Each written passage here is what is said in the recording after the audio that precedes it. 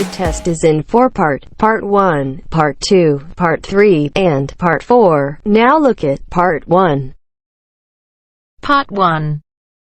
You'll hear a lecturer talking to students about the ozone layer and CFCs. First, you have some time to look at questions 1 to 7.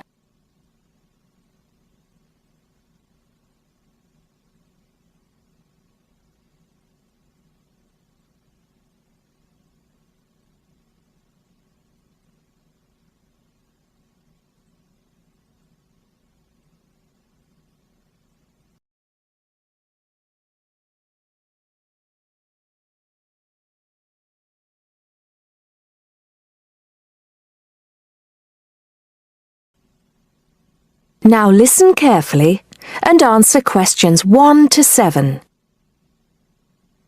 Today, it is well known that CFCs, or chlorofluorocarbons, can do immense damage to the ozone layer, which protects the Earth from harmful radiation from the sun.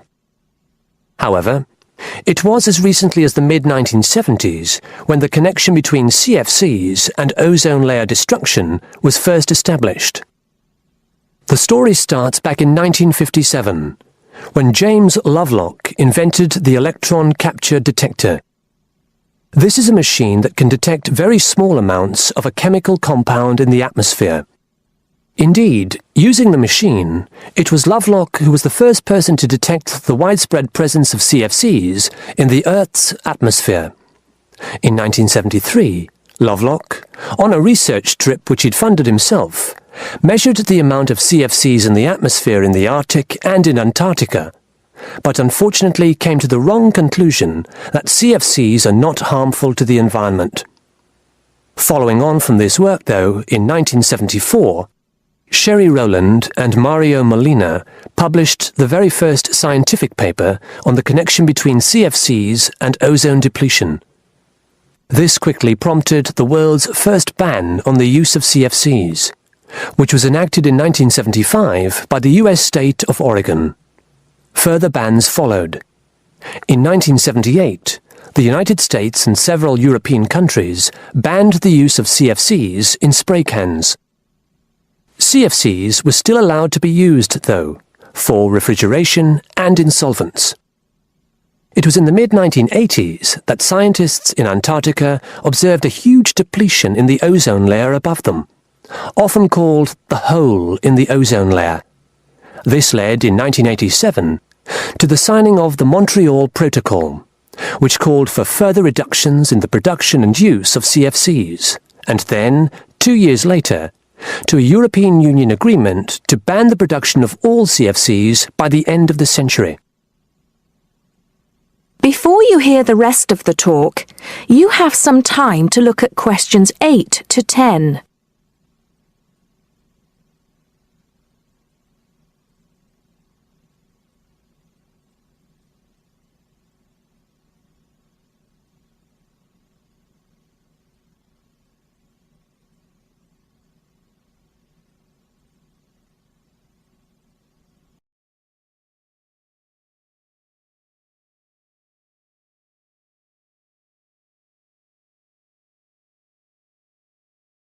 Now listen and answer questions 8 to 10. So why exactly are CFCs so harmful? One of the reasons CFCs were so popular in the production of solvents and refrigeration coolants is that they are unreactive. That is, they don't react easily or at all with other chemical compounds. It's this property, however, that also makes them dangerous. Because they are unreactive, it's very difficult for them to be broken down. This gives them a long lifespan, more than 100 years in some cases, and allows them to rise into the upper levels of the atmosphere, the stratosphere, unchanged. There, ultraviolet radiation from the sun starts to break them down, freeing the chlorine atoms from the CFCs. It's this chlorine that helps destroy the ozone there.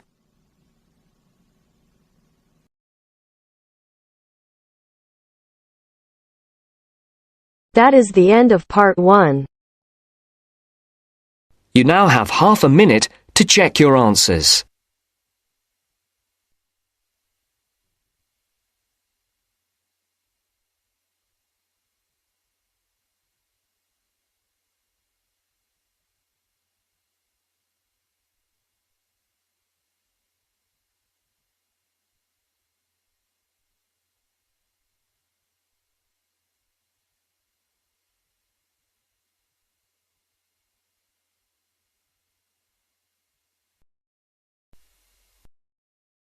Now turns to Part 2.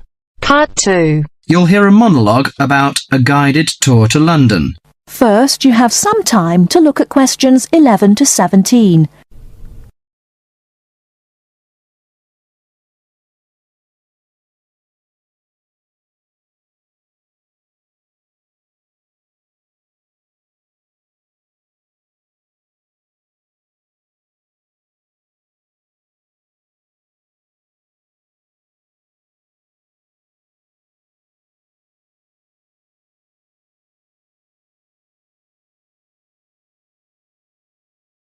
Now, listen carefully and answer questions 11 to 17.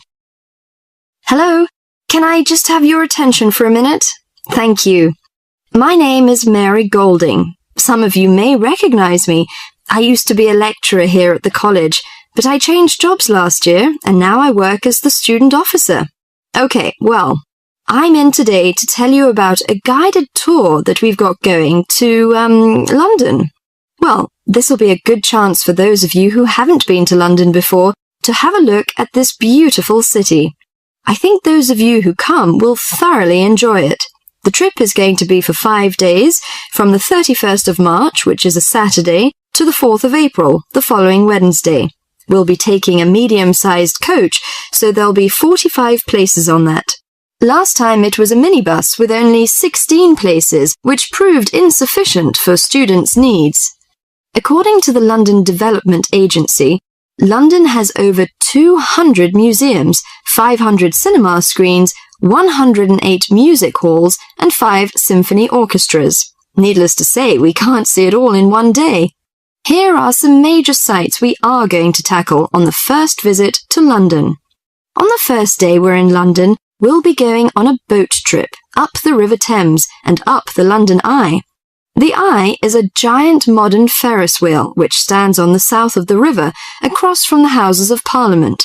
The boat cruise is included in the cost of the trip, so you won't need to worry about spending extra money. But you have to pay to ride the Eye to gaze out over the vast city. After that, we'll visit the Houses of Parliament.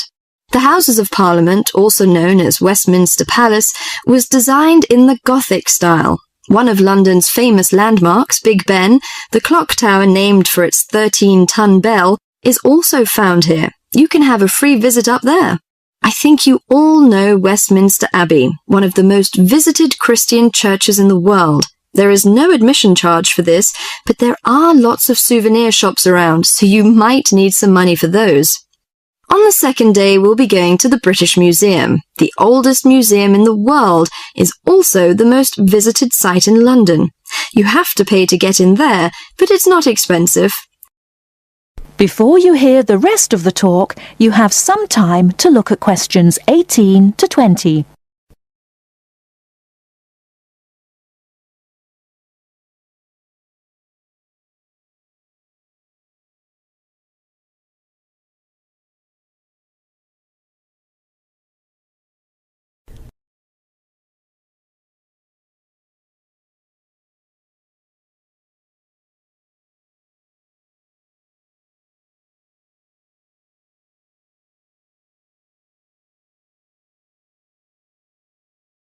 Now listen and answer questions 18 to 20. Also the most visited site in London. You have to pay to get in there, but it's not expensive. The museum's newly constructed £100 million Great Court, a 2-acre square enclosed by a glass roof, is the largest covered public square in Europe. It is called the Great Court. On the third day, you'll be free to do whatever you like. Personally, I recommend the Natural History Museum. It has over 68 million specimens. Fun exhibits include the Blue Whale exhibit, Rainforest Gallery, Earthquake Experience, and dinosaur displays. The Globe Theatre is a place worthy of visiting. The original Globe Theatre, where actors performed William Shakespeare's plays, burned down in 1613. The newly reconstructed Globe, however, copies original drawings of the 16th century's building's details and uses many of the same techniques and materials. Theatregoers can see performances of Shakespeare's plays, such as Romeo and Juliet and Much Ado About Nothing. If you'd like, can you sign up on this form on the student notice board by Friday? It'll be first come, first served. That is the end of part 2. You now have half a minute to check your answers.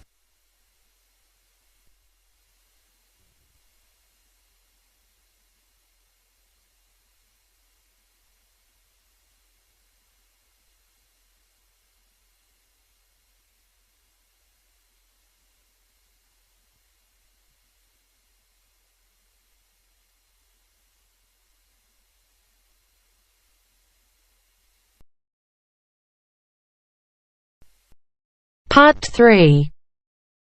You are going to hear a conversation between Sally and Ben. They are new college students. You now have some time to read questions 21 to 25.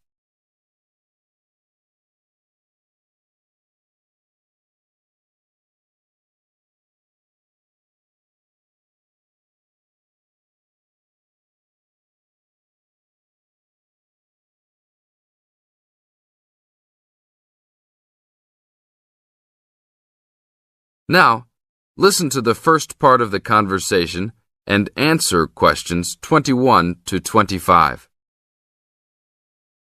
Hi, Ben. Sally. How are you? Fine. I wondered if I'd run into you. When did you get here? I only arrived last night, just in time. I prefer to travel on Sundays to miss the working rush. I suppose you arrived in plenty of time. Oh, I've been here for 4 days now, so it must have been Thursday that I arrived. I like to have a good chance to look around and settle in. I should have come earlier too. I'm hoping to get a part-time job. Well, you've no time today, I suppose. Do you still plan to be an architect? Yes, it's what I've always wanted to do. And you were planning to do economics, weren't you? Yes, I was, but now I've decided on psychology instead. How many textbooks do you have to get? I've been given this long list, and I'm sure they'll cost a fortune. See? That looks a lot. It's longer than my list.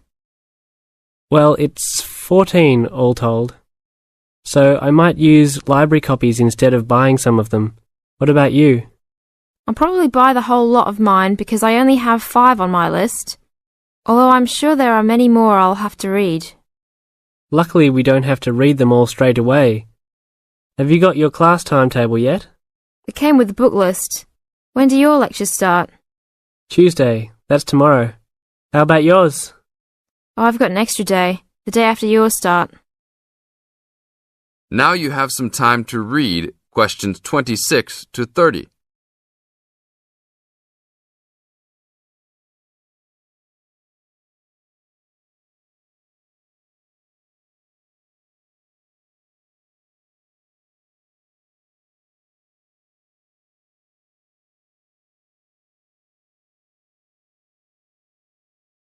As the conversation continues, they are talking about their new college life. Listen carefully and answer questions 26 to 30. It's nothing like school, is it? Not so far, and the lectures will certainly be different. Do you have any special approach for keeping up with lectures and the amount we have to read? Well, I usually try to read every word in a book, in case I miss something important. So I suppose I'll try to write down every word of the lecture if I can. Oh, I couldn't do that. I'd get cramp in my fingers, and I wouldn't really hear what was being said. I usually skim a book when I read, and underline key parts, so I guess I'll try to make notes on the main points of the lecture. Have you thought of using a cassette recorder? You mean to record the lecture? Yep. Then you could make really good notes. Is it allowed? I think so. It must be. Plenty of people seem to do it. It has to be better than trying to write every word as you listen. Anyway, what's your first lecture about? Oh, it's on the Industrial Revolution. The Industrial Revolution? Sounds boring to me. Not really. It made a big difference to everything, including architecture eventually. So what's your first lecture about? It's about what separates humans from other animals. Okay. Look, I was on my way to the library to check out some of these books on my list. I have a tutorial paper to give in a couple of weeks. Oh, what's the topic? Well, I think our lecturer must have trouble thinking up topics. The topic is, why study architecture? I don't know. It could give you a chance to set out what you want to do. I guess so. Have you been given any tutorials to do yet? Yes. Mine is called Needs for Sleep. Sounds almost as interesting as mine. That is the end of part 3. You now have half a minute to check your answers.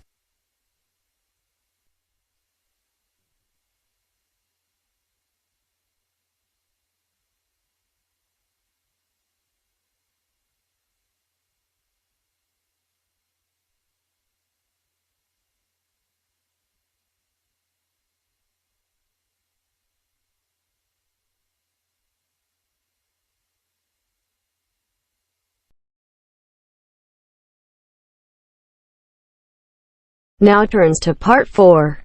Part 4. You are going to hear a talk on Canada. First, you have some time to look at questions 31 to 40.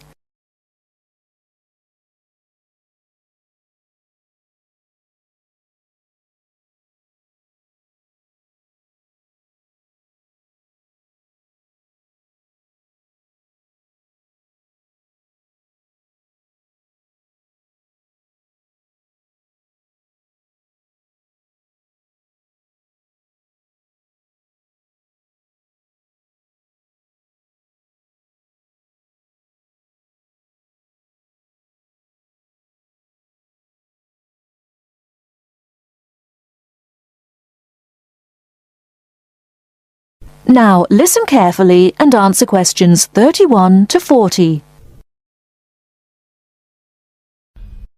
Good morning and welcome to this talk on Canada. Many people think of Canada as a land of ice and snow. They think of it as a young country with few inhabitants, a country of English-speaking white people. While some of this is true, it is also an inaccurate description of the country we call Canada. Canada lies in the northern half of the continent of North America. The most northern parts of Canada are sometimes called the land of the midnight sun, because at certain times of the year the sun never sets and is still shining faintly at midnight. This northern part of Canada is cold and mostly snow-covered all year round. Most of the people who live in this northern part of Canada are called Inuit or Dene. They were once called Eskimos. They are the original people of this land and are part of what are called the First Nation. As we move to the more southern parts of Canada, the land changes and so does the people. Moving from east to west in southern Canada, we travel from the Atlantic provinces of Nova Scotia, Newfoundland, New Brunswick, and Prince Edward Island. These small provinces, with small populations, border on the Atlantic Ocean. The land in these provinces is not very fertile, so fishing, forestry, and mining are the main industries, although in some small areas, agriculture is also important. If we travel west from the Atlantic provinces, we come to central Canada, composed of the large provinces of Quebec and Ontario. Both provinces are rich in natural resources, have fertile land, and are the centres of industry for Canada's largest cities. Toronto and Montreal are found in these provinces. The province of Quebec is the centre of French language and culture in Canada. In fact, Montreal is the second largest French-speaking city in the world after Paris. Finally, in the far west of Canada, we come to the province of British Columbia. This province is separated from the prairies by the Rocky Mountains and is bounded on the west by the Pacific Ocean. British Columbia is often called simply the West Coast. British Columbia is an attractive place for tourists because of its mild climate, spectacular mountains, seacoast, and beautiful forests. Agriculture, forestry, shipping and fishing are major industries in British Columbia. The people of this land of Canada are as varied as its landscape. The original settlers, those we call the people of the First Nations, came from Asia by crossing the Bering Strait from Siberia to Alaska. In their new environment, they developed many new languages and cultures. In the 16th century, the first Europeans arrived in eastern Canada. They came from Britain and France. By making treaties with the original inhabitants, they gradually established colonies in eastern and central Canada. After a war with France, Britain took over the French colonies in Quebec and eastern Canada. By the end of the 18th century, all of Canada was under British rule. From this time until the present century, most of the immigrants to Canada were British, Scottish and Irish. In this century, however, Canada has had an influence of settlers from all over the world. There are now hundreds of thousands of people from Asia, Africa and South America who now call Canada their home. That is the end of part 4. You now have half a minute to check your answers.